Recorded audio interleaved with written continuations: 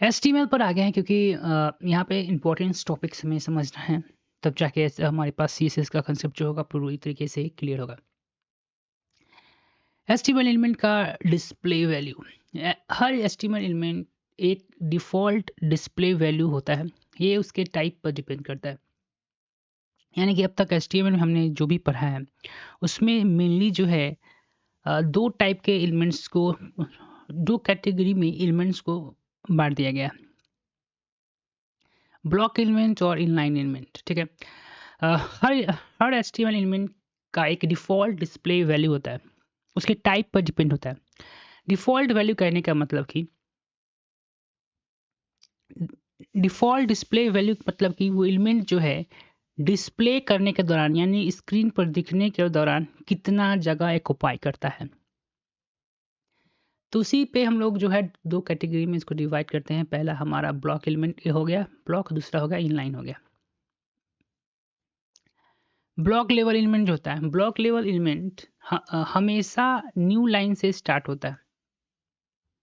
ठीक है। Block element जो होगा हमेशा न्यू लाइन से स्टार्ट होगा।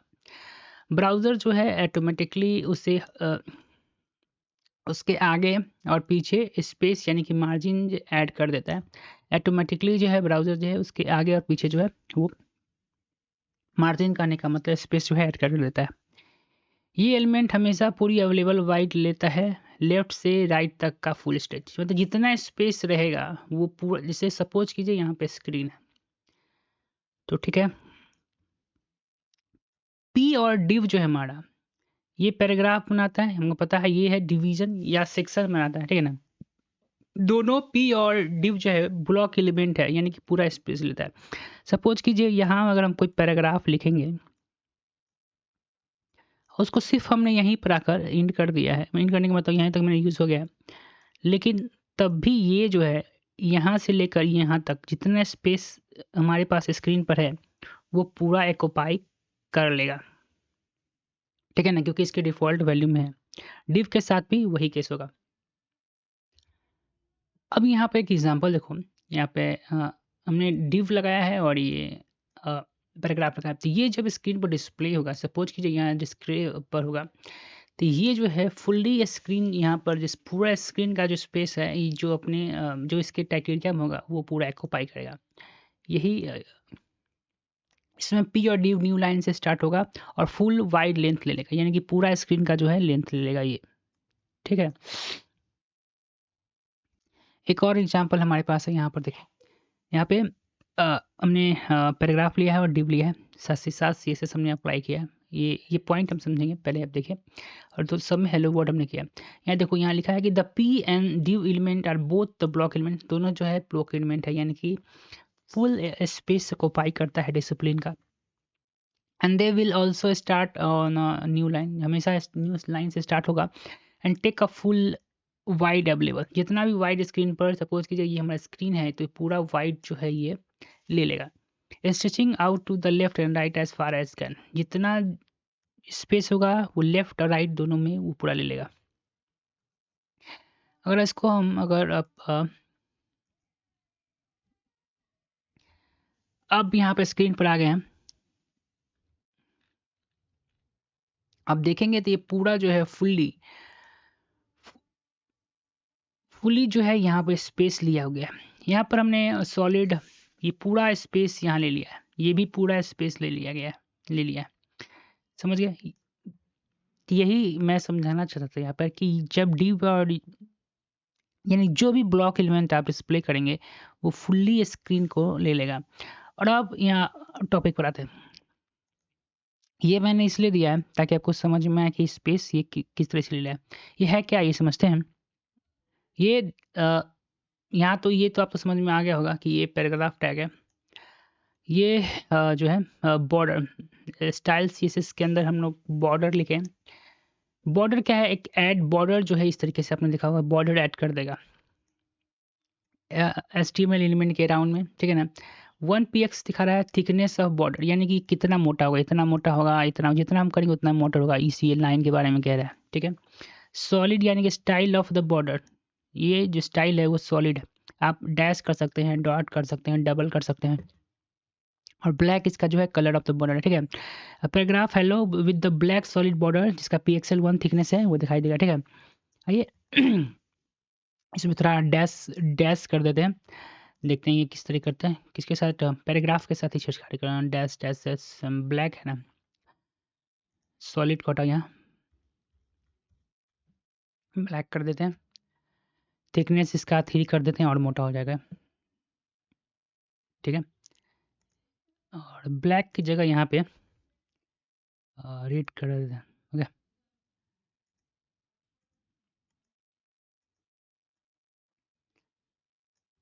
सपोज कीजिए यहाँ पर ये थोड़ा इसको आ गया डैश डैश रेड कलर, पूरा रेड नहीं हुआ क्योंकि वहाँ पे हमने, सपोज कीजिए यहाँ RBG ब्राउन टाइप का कुछ शो करा है, रेड कर देते हैं RED, अब फुल्ली रेड हो जाएगा यहाँ पे। तो एक CSS का स्टाइल भी हमने यहाँ पर देख लिया, ठीक है। और तो समझ में आ गया। अब चलते हैं टॉपिक पे। जितना भी आप देख रहे हैं, address tag, canvas, DT, footer, UL, pre, P, order list, list and form, field set, div, DD, article, ये सभी जो हैं block, they are all block elements in HTML, और सब जो हैं ये पूरी तरीके से स्पेस को ऑक्यूपाई करेंगे, ठीक है, स्क्रीन पे। अब हम लोग डिस्कस करने जा रहे हैं इनलाइन एलिमेंट बारे में। हमने ब्लॉक के बारे में देख लिया। इनलाइन एलिमेंट न्यू लाइन से स्टार्ट नहीं होता, ठीक है ना। जब आप इनलाइन एलिमेंट का यूज़ करेंगे तो वो न्यू स्टाइल लाइन से स्टार्ट नहीं होगा। ये सिर्फ उतना ही वाइड यानी स्पेस लेता है जितना उसको ज़रूरत है, जितना ही स्पेस लेगा जितना ज़रूरत है। जैसे हमने ब्लॉक में देखा था पैराग्राफ, हम यहाँ से लेकर यहाँ तक ही लिख रहे थे, लेकिन ये पूरा स्क्रीन को कैप्चर कर रहा था। लेकिन ऐसा इनलाइन एलिमेंट के साथ नहीं है। इनलाइन एलिमेंट जितना उसको स्पेस होगा हम देंगे, जितना हम इनलाइन एलिमेंट में, हाँ, ये सिर्फ उतना ही स्पेस लेता है जितना उसको ज़रूरत है, यानी कि ज़रूरत के हिसाब से ये स्पेस लेता है इनलाइन एलिमेंट। कंटेंट जितना लंबा होगा, जितना कंटेंट लंबा होगा उतना ही स्पेस लेगा। लेकिन पैराग्राफ में हम 2 लाइन लिख रहे थे या 3 लाइन लिख रहे थे, लेकिन पूरा जो है हमारे स्क्रीन के स्पेस को वो क्या कर रहा था, कैप्चर कर रहा था, ठीक है, हॉरिजॉन्टली।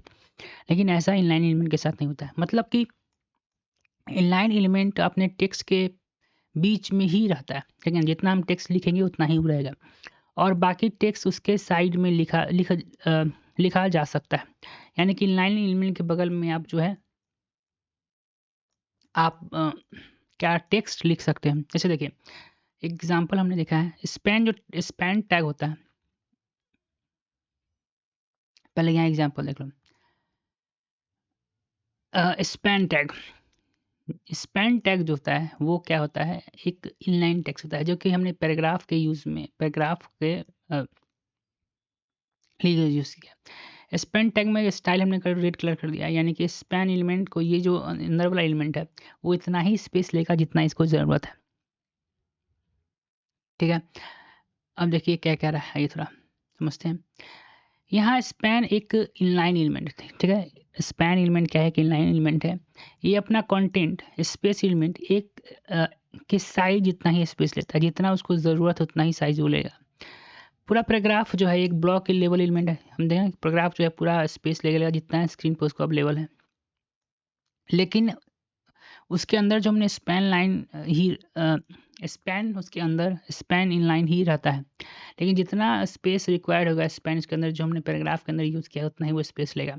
शॉर्ट में समझें तो ब्लॉक एलिमेंट जो है फुल वाइड होगा, न्यू लाइन से स्टार्ट होगा, और इनलाइन एलिमेंट होगा सिर्फ कंटेंट कितना उसको कंटेंट इतना ही वाइड लेगा और सेम लाइन में ही रहता है, ठीक है। देखिए यहाँ पे एग्जांपल है, span element is inline element है and will not start on a new line, new line से स्टार्ट नहीं होगा। Only take space as much wide necessary, जितना स्पेस इसको ज़रूरत है। जैसे कि स्पैन हमने यहाँ से लिखा है और यहाँ पर इसको इन किया, तो ठीक है। स्पैन टैग हमने यहाँ क्या किया, यहाँ से स्टार्ट किया है और उसको यहाँ आकर इंड किया, उतना ही स्पेस लेगा। लेकिन वहाँ पैराग्राफ क्या है, यहाँ से लेकर यहाँ तक पूरा माफ़ कीजिएगा, यहाँ से लेकर यहाँ तक ये जो स्पेस है, ये पी जो है, ये यहाँ पूरा पैराग्राफ पूरा जो है यहाँ से लेकर यहाँ तक स्पेस लेगा, ठीक है ना। इसको लाइव करते हैं।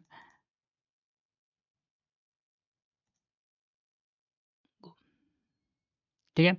तो ये स्पैन टैग जो इतना ही स्पेस लेगा, लेकिन यहाँ पैराग्राफ जो है, ये जो पैराग्राफ दिख रहे हैं, जो हमारा ब्लॉक का एलिमेंट का एग्जाम्पल है, ये पूरा स्पेस लेगा यहाँ से लेकर यहाँ तक, ठीक है। ओके, थोड़ा स्पैन एलिमेंट के बारे में समझ लेते हैं। स्पैन एक इनलाइन कंटेनर है जो एचटीएमएल में हम यूज़ करते हैं।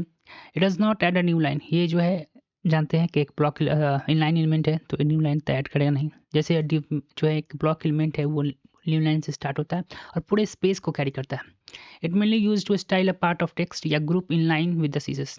It mainly use to style a part of text. ये केवल एक ही पार्ट ऑफ टेक्स्ट, सपोज कीजिए ये पैराग्राफ में देखा था, मैंने पैराग्राफ लिखा था यहाँ से लेकर यहाँ तक ले, और सपोज कीजिए इसमें कोई टेक्स्ट है जिसको हम लोग को स्टाइल करना है या तो उसके लिए हम लोग स्पैन टैग वहाँ यूज़ कर सकते हैं। जैसे यहाँ पर देखो ये स्पैन टैग के अंदर हमने this is the red text, उसको हम चाहते हैं कि ये जो टेक्स्ट है वो रेड दिखाई पड़े, तो ओनली दिस पार्ट जो होगा वो रेड दिखाई देगा, होल पैराग्राफ नहीं देगा, ठीक है। जैसे यहाँ देखोगे एक हमने बनाया है, यहाँ रिजल्ट में आप देखोगे ये माई नेम इज़ राम जो है यहाँ पर ब्लू कलर का दिखाई दे रहा है, क्योंकि हमने स्पैन टैग का यहाँ पर आप यूज़ देखें यूज़ किए हैं। माई नेम इज़, ठीक है ना, उसके अंदर स्पैन टैग हमने इसको किया है, यहाँ स्टाइल दे दिया है कि ये जो है ब्लू कलर में दिखाए, इसको ब्लू कलर कर दो, तो यहाँ पर देखेंगे ब्लू कलर जो है यहाँ पे दिखाई देगा। जैसा कि आप देखोगे यहाँ पर माई नेम इज़ हो गया। स्पैन टैग जो है टू स्टाइल स्पेसिफिक वर्ड या फ्रेज। स्पैन जो है यहाँ पर स्पेसिफिक वर्ड या फ्रेज को स्टाइल करने के लिए काम आता है। ये to add a CSS class, CSS class को जो हमने अभी डिस्कस नहीं किया उसको ऐड करने का काम आता है। आईडी को या आईडी को to add a CSS class या आईडी स्टाइल को ऐड करने के लिए काम आता है जावास्क्रिप्ट के फंक्शन करने को। ये thinking of span is like a highlighter pen, ठीक है। हाइलाइटर पेन पेन जैसे हम इस्तेमाल करते हैं किट बुक्स में, वैसे ही स्पैन जो है काम करता है हमारे इसमें। It highlight only the texted part you wrap inside, यानी कि जो पार्ट स्पैन के अंदर लिखेंगे उसी को हाईलाइट करेगा। जैसे कि हमने यहाँ तुरंत एग्जांपल देखा है, हमने सिर्फ राम को अंदर लिखा है तो उसी के पार्ट को ये क्या कर रहा था, हाईलाइट कर रहा था।